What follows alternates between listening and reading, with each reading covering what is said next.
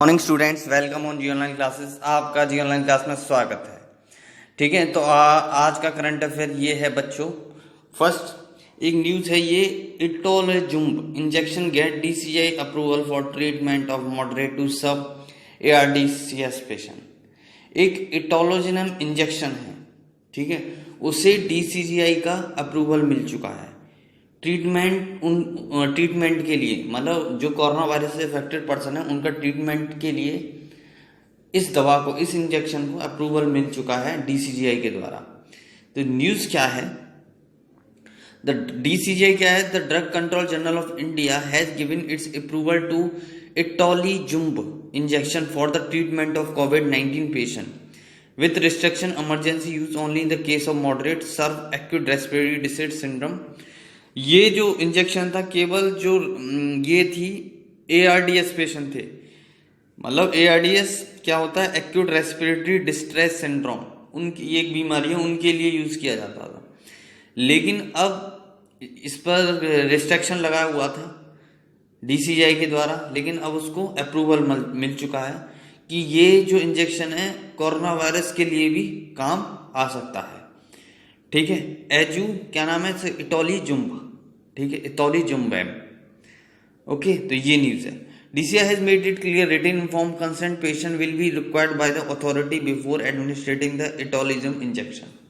ठीक है, ये DCI के द्वारा एक अप्रूवल रिटन फॉर्म में दिया गया है कि इसको अथॉरिटी के द्वारा अप्रूव किया गया है कि इसको यूज किया जाए as a treatment. Clinical trial with इटोलॉजी, इसमें इसका ट्रायल भी हो चुका है। Approval by the DCGI was given after satisfactory outcome during the clinical trials conducted by the expert committee from All India Institute of Medical on COVID-19 patient। तो इसका एक ट्रायल हुआ था, कोविड-19 पेशेंट को इंजेक्शन लगाया था, वो सक्सेसफुली हो चुका है। और ये किसके द्वारा ट्रायल किया, एम्स के द्वारा, all India institute of medical science. ठीक है, ये कौन सा इटोलिजुम्ब को ट्रायल किया है, एक इंजेक्शन है एक टाइप का। अब क्या है ये itolizumab? Itolizumab is an anti-CDS6 monoclonal antibody injection that is being to use in India for the treatment and proposal। सबसे पहले जो CDS था, इटोलिजुम्ब देखो, जिसमें जो इसको यूज कहाँ किया जाता था, ये सबसे पहले इसके ये जो कोरोना वायरस से अफेक्टेड पर्सन है एंड उसके लिए यूज किया जा रहा है। उनके लिए जो इंजेक्शन क्या करेगा, ये जो उससे एंटीबॉडी है, ये एक तरह का एंटीबॉडी का काम करेगा। जो इन्फेक्टेड पर्सन है उन्हें इस इंजेक्शन को इंजेक्ट किया जाएगा उसमें फॉर द ट्रीटमेंट। और पहले इसे कैसे यूज किया जा सकता है, पहले इसे यूज किया जा चुका है किसके लिए, इस जो स्किन डिसऑर्डर थे, जो स्किन मतलब किसी की स्किन खराब हो जाती थी प्रॉब्लम, उसके लिए इस इंजेक्शन को यूज किया जाता था। और skin cells multiple 10 time faster than normal. ये बीमारी एक इस तरह की बीमारी है कि जो हमारे सेल्स ग्रो करते हैं, उस जो नॉर्मल सेल्स उनकी ग्रो की स्पीड है उससे डबल 10 टाइम स्पीड है उनकी। तो एक स्किन डिसऑर्डर होता है, उसके लिए यूज किया जाता था। ठीक है, ये जो itolizumab Bengaluru based biopharmaceutical company के द्वारा ये बनाया गया है। Developer and manufacturing itolizumab injection and Biocon's itolizumab got approval from the DCGI. इसको अप्रूवल मिल चुका है किसको, डीसीजीआई को, बायोकॉन इटोलिजुम्ब को। ओके, ये ध्यान रखना बच्चों। और ये DCGI for the treatment of psoriasis back in January 2020। 2013 को ये हमारा क्या हुआ था, अप्रूवल हुआ था किसके द्वारा, 2013 को डीसीजीआई के द्वारा, drug control government of India. ठीक है, drug control journal of India. तो आपका ये न्यूज समाप्त होता है। जो सेकंड न्यूज है आपकी, वेबिनार, एक वेबिनार कंडक्ट किया गया है किसके द्वारा, एमपीस के द्वारा, फ्रॉम जो एमपीस हैं, ठीक है, मेंबर ऑफ पार्लियामेंट है एसटी से, शेड्यूल्ड ट्राइब कंस्टिट्यूएंसी से। ठीक है, एक वेबिनार डेवलप किया गया है ऑन गोल प्रोजेक्ट, किस एक प्रोजेक्ट पर, गोल प्रोजेक्ट। इसमें क्या है, इस वेबिनार में कुछ लोगों को चुनित किया जाएगा, मतलब चुना जाएगा तो उस लोगों को चुन के उनको एक इस प्रोजेक्ट पर काम किया जाएगा। वो जो लोग होंगे वो शेड्यूल ट्राइब के होंगे, इस गोल प्रोजेक्ट पर काम करेंगे। बैकग्राउंड देखते हैं इसका, गोल प्रोजेक्ट क्या है। The goal project has started as pilot project by Facebook India. ये जो प्रोजेक्ट स्टार्ट किया है फेसबुक के द्वारा स्टार्ट हो चुका है इंडिया बैक इन मार्च 2019।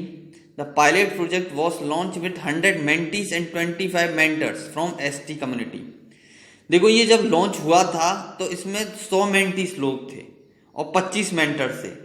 किस कम्युनिटी से? ST कम्युनिटी से। और ये जो लॉन्च किया 5 स्टेट में लॉन्च किया था। क्या क्या? उड़ीसा, वेस्ट बंगाल, झारखंड, महाराष्ट्र एंड मध्य प्रदेश। ओके बच्चों, ठीक है। Based on the outcomes and experience from the pilot project in phased manner of the next 5 years, the goal project was decided to be implement with 500 youth। अब इसका जो प्रोजेक्ट है, जैसे पहले तो कितने से स्टार्ट किया था इसने? 100 मेंटीज और 25 मेंटर्स। अब इसमें जो स्टार्ट कर रहे हैं इसका टारगेट है 5000 यूथ, जिसमें से 2500 मेंटर्स और मेंटीज काम करेंगे। ओके, गोल प्रोजेक्ट क्या है? ये फेसबुक के साथ ये प्रोजेक्ट शुरू किया गया था। इसमें क्या करेंगे? इसकी full form going online as a leader. आप क्या करोगे? इसमें एक तरह के ऑनलाइन लीडर बन जाओगे। मतलब ऐसे एक तरह के एडवर्टाइजमेंट करते हैं तो आप उसमें काम करोगे इस प्रोजेक्ट पर। अंडर द 500 यूथ, इसमें 5000 यूथ को हम क्या करेंगे? इनिशिएटिव। ये 5000 यूथ इसमें होंगे ST के ट्राइबल कम्युनिटी से। Will identify empowered that can become change maker tomorrow. उनको क्या करा है? एक सशक्तिकरण बनाया जा रहा है उन लोगों को। 5000 जो लीडर है, इस तरह का लीडर बनाया जा रहा है इसके तहत, ठीक है, जो आगे चल के कुछ जो इनिशिएटिव्स हैं उसे चेंज कर सकें। ठीक है, जैसे इसमें हम बिजनेस को किस तरह का ये इन्फ्लुएंस किया जा रहा है, लीडरों को किस फील्ड में इन्हें एम्पावर्ड किया जा रहा है। जैसे बिजनेस हुआ, सोशल वर्कर हुआ, आर्टिस्ट हुआ, गवर्नमेंट एडमिनिस्ट्रेशन हुआ। Will be identify as the mentor और 500,000 यूथ। ठीक है, ये टारगेट रहेगा इसका, समझ गए? इन क्षेत्रों में इनको आगे बढ़ावा दिया जाएगा। और क्या है? Literacy, life skills, leadership, entrepreneurship, businessmen, providing proper guidelines and inspiration for the development of 3 crore area and the 5000 selected tribal youth। और इसमें कितने यूथ पार्टिसिपेट कर रहे हैं? 5000 टारगेट है। The goal project will bridge gap between the youth and the mentor. तो इनको जो यूथ है, जो हमारे आजकल हमारे यूथ हैं और जो मेंटर्स हैं, मेंटीज हैं, स्किल्स हैं, उनको स्किल्स दी जाएगी। ठीक है, उन्हें कुछ सिखाया जाएगा इन फील्डों में। एक न्यूज आई है 8 करोड़, ये न्यूज है आयुष्मान भारत योजना से, कि इस योजना में कितने लोग जुड़ चुके हैं। 8.8 crore people have availed health care service under Ayushman Bharat Yojana in last 5 month. Last 5 month में 8.8 करोड़ लोगों ने आयुष्मान योजना के तहत ये सहायता ली है। इन लोगों ने 8.8 करोड़, ये तो एक तरह का वर्ल्ड रिकॉर्ड है। ठीक है, अब इसमें क्या है? जो at the health and wellness centre across the country under Ayushman Bharat योजना। आयुष्मान भारत योजना क्या है कि मुझे पता है कि लोगों के पास, लोगों को मेडिकल सुविधा प्रोवाइड कराना है कम cost per.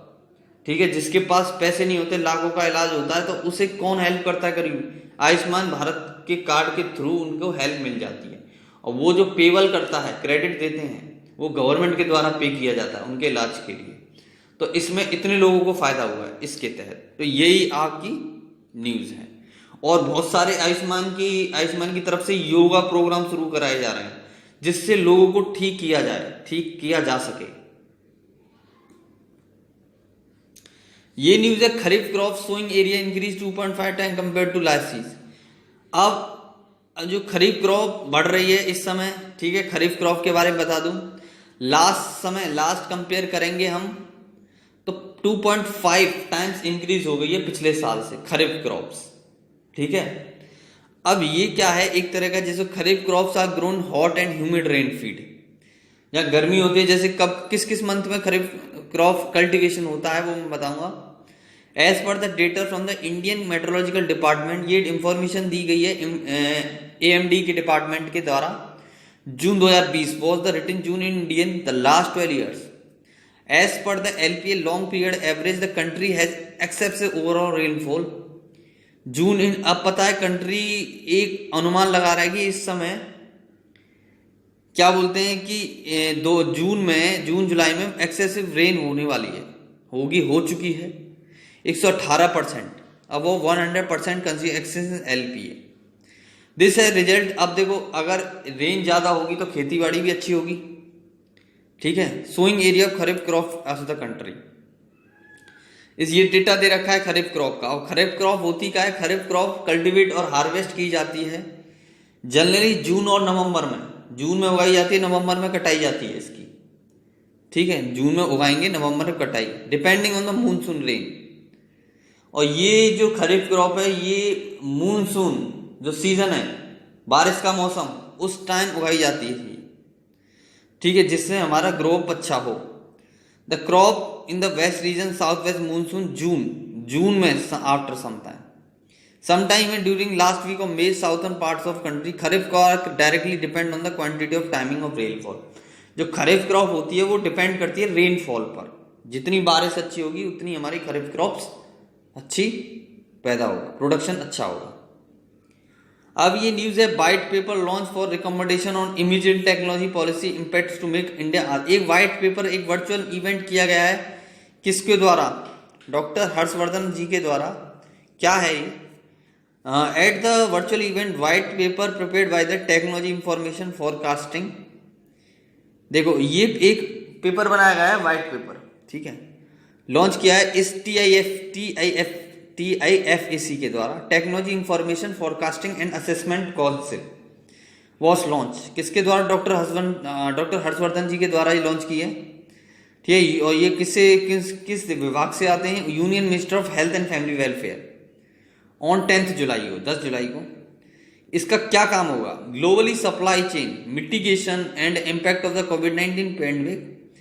This also has created two challenge for the developed economics to reposition themselves and brought an opportunity to developing economic, ठीक है, position themselves in the global manufacturing hub by realising India set a target achieving. देखो इस तरह का इसमें white paper का launch का मतलब एक तरह का जो अभी प्रॉब्लम इम्पैक्ट पड़ रहा है कोविड-19 पैंडेमिक से भारत देश पर, ग्लोबली पूरी दुनिया में, तो एक तरह का इकोनॉमिक चैलेंज है हमारे लिए, ठीक है। अपॉर्चुनिटी है कि इसे जल्दी से जल्दी ग्लोबल मैन्युफैक्चरिंग को खत्म किया जाए और बढ़ाया जाए, एक तरह का, ओके। तो ये ध्यान रखिए। तो इसमें जो इन्वेंट मेक इन इंडिया को आगे बढ़ाया जा रहा है, focusing intervention of make in India, active pharmaceutical integrated strategy, तो दवाओं को बनाया जा रहा है इसके तहत, मेक इन इंडिया के तहत। इसमें मेक इन इंडिया का भी फायदा है, सबसे व्हाइट पेपर बनाया जा रहा है, व्हाइट पेपर आ रहा हूं। अब एक AI आर्टिफिशियल इंजन असीम डिजिटल प्लेटफॉर्म लॉन्च किया है, किसने, अब याद रखना, इंडिया गवर्नमेंट के द्वारा एक असीम नाम का डिजिटल प्लेटफॉर्म है। अब ये प्लेटफॉर्म क्या है, जो स्किल्ड वर्कर हैं, असीम, ध्यान रखना, जो स्किल हैं, जिनके पास डिग्री है और वो उस काम में माहिर है, उनको जॉब कैसे मिलेगी। तो एक पोर्टल, जैसे जॉब पोर्टल होता है उसी तरह का असीम डिजिटल प्लेटफॉर्म स्टार्ट किया है गवर्नमेंट के द्वारा, ठीक है। तो ये ministry of skills development entrepreneurship, ठीक है। तो NSD किसके द्वारा हुआ, ये national skill development corporation of India, national skills development and corporation, NSDC के द्वारा ये डेवलप किया गया है असीम पोर्टल। ये एक बेंगलोर की कंपनी ने डेवलप किया। इसमें आप एक रजिस्टर करोगे कि मेरी स्किल्स ये है एक तरह का, तो आपको आपके अकॉर्डिंग जॉब मिल जाएगी, आपको एज ए इंटरव्यू के लिए कॉल बुलाया जाएगा, ठीक है। एक तरह का जॉब पोर्टल है, ठीक है, एम्प्लॉयर पोर्टल एंड डैशबोर्ड। तो आप जो बच्चे जॉब देख रहे हैं, सर्च कर रहे हैं, तो आप इस पर रजिस्टर कर सकते हैं। और जो जितने भी आपके जॉब प्राइवेट पोर्टल होते हैं वो आपसे मनी पे करता है। ये गवर्नमेंट पोर्टल है असीम नाम का, ठीक है, ओके। आपको पता है 11 जुलाई को वर्ल्ड पॉपुलेशन डे मनाया जाता है, ठीक है, वर्ल्ड पॉपुलेशन डे मनाया जा रहा है। अब ये कब से मनाया जा रहा है, 11 जुलाई को मैं पूछूंगा कि वर्ल्ड पॉपुलेशन डे कब मनाया जाता है, तो आप बताओगे 11 जुलाई को। By the day of 5 million observed 11th July 1987 as approximate day when the world population crossed 5 billion.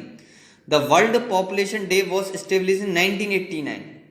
ये कब established हुआ था? 1989 में हुआ था world population day as an initiative taken by the government council of United Nation department UNDP के द्वारा ये बनाया जाता है। इनिशिएटिव स्टार्ट किया था यूनाइटेड नेशन डेवलपमेंट प्रोग्राम। और पहले कब मनाया था ये स्टार्ट? 11 जुलाई 1989 में। आपसे पूछूंगा कि वर्ल्ड पॉपुलेशन डे कब मनाया जाता है? 11 जुलाई को। पहले कब मनाया, ये स्टार्ट कब किया था बनाना? 11 जुलाई 1989। और ये किसके द्वारा इनिशिएटिव है? UNDP के द्वारा, United Nation development programme. Okay, तो ये आप ध्यान रखना। अब इस बार का फोकस क्या रहेगा? UNFI के द्वारा world public piece in the home. पता है, कॉमन पीस, आप घर में रहो और शांत रहो, ये इस बार का फोकस है। और क्या है पीस इन द होम का मतलब क्या है? इसमें सेफ गार्डिंग द हेल्थ, अपनी हेल्थ का ध्यान रखें। Rights of women and girls even during कोविड-19, और उनके अधिकार रहें गर्ल्स के लिए और वुमेन्स के लिए कोविड-19 के दिनों में। ठीक है, तो ये एक ग्लोबल पेंडेमिक है। UNFA United Nation population fund के द्वारा ये फोकस्ड इस UNPF United Nation population fund जो है, इसने रिपोर्ट जारी, इसका एक उद्देश्य है peace in the home, safeguarding the health and right women's and girls even during कोविड-19 पेंडेमिक। ओके, 10 जुलाई को नेशनल फिश फार्मर डे मनाया जाता है। गवर्नमेंट ऑफ इंडिया के द्वारा 2001 में डिक्लेयर किया गया था कि 10 जुलाई से हम नेशनल फिश डे मनाएंगे every year. National fish farmer day क्या है इस बार का theme? National fish farmer day. The initiative celebrated day was first taken by Mumbai. ये जो इनिशिएटिव स्टार्ट किया था, सेलिब्रेट किस इंस्टीट्यूट के द्वारा स्टार्ट किया था? Central institute of fishery education, इसके द्वारा स्टार्ट किया था। ठीक है, as per data United Nation Food and Agriculture Organization GloFish in the December 2000 India is the second largest agriculture aquaculture produce in the world. India second rank है जो उसमें produce होती है, किसमें? जो फिशिंग फार्मिंग करती है, सेकंड रैंक है इंडिया की फिशिंग फार्मिंग में, फिश पूरे दुनिया में। अब ये कब से, क्या इसके पीछे क्या है जो मनाया जाता है 10 जुलाई को? उड़ीसा सबसे पहले एक अंगुल डिस्ट्रिक्ट है उड़ीसा में 10 जुलाई को। First success included breeding. उन्होंने एक ब्रीडिंग क्या हुआ था? एक ब्रीडिंग तैयार करी थी मछली की, फिश की पैदा करी थी एक बाई साइंटिस्ट से, बाई एक साइंस को यूज करके ब्रीडिंग करते हैं ना। एक हमारा एक डॉली ब्रीडिंग हुई थी, भेड़ की ब्रीडिंग करी थी, साइंस में आपने पढ़ा होगा। हाइपोफाइसेशन मेथड वॉस, एक मेथड यूज किया था फिश की ब्रीडिंग पैदा करने के लिए इन डॉक्टर ने, 2 साइंटिस्ट ने, doctor Hiralal Chaudhary and doctor KH Ali Kunhi. ये हैं डॉक्टर जो इस दिन फार्मर डे था 10 जुलाई को। ओके, इन्होंने ये रिसर्च किया था ब्रीडिंग पर। और ये process 3 Indian major crops catla, rohu and माइकला स्पीसीज, ये जो प्रोसेस किया था क्रॉप्स, इन पर खोज करी थी काटला, राहू एंड माइकला। तो आपको यही याद रखना है बस।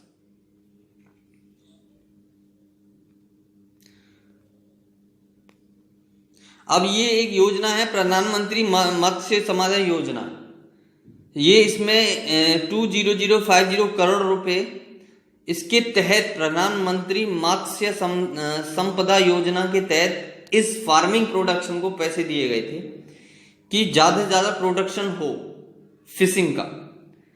और ये लॉन्च हुई थी मई 2020 में through the scheme responsible and sustainable development. और इस सेक्टर को, फिशरीज सेक्टर है जो, उसको बढ़ावा दिया जाए, वो फंडिंग कर रहा है इस किस योजना के तहत? PMMSY, प्रधानमंत्री मत्स्य संपदा योजना। ओके, एक India will not run the world amphibious airport Mattala Rajapaksa international. India बिल्कुल रन नहीं करेगा इस एयरपोर्ट को। एक एयरपोर्ट है श्रीलंका में बनाया गया था जो Prime Minister of Sri Lanka, Mahinda Rajapakse, has informed that on request of Government of India has agreed not from joint venture. तो जो श्रीलंकन प्राइम मिनिस्टर हैं राजपक्षे, महिंदा राजपक्षे ने इंडिया को रिक्वेस्ट किया था कि इस जो श्रीलंकन जो ये है हमारा एयरपोर्ट बन रहा है, माटाला राजपक्षे इंटरनेशनल एयरपोर्ट, ठीक है, तो उसको सहयोग करे इंडिया। अब इंडिया ने ये मना कर दिया कि हम इसे सहयोग नहीं करेंगे, ये जॉइंट वेंचर था।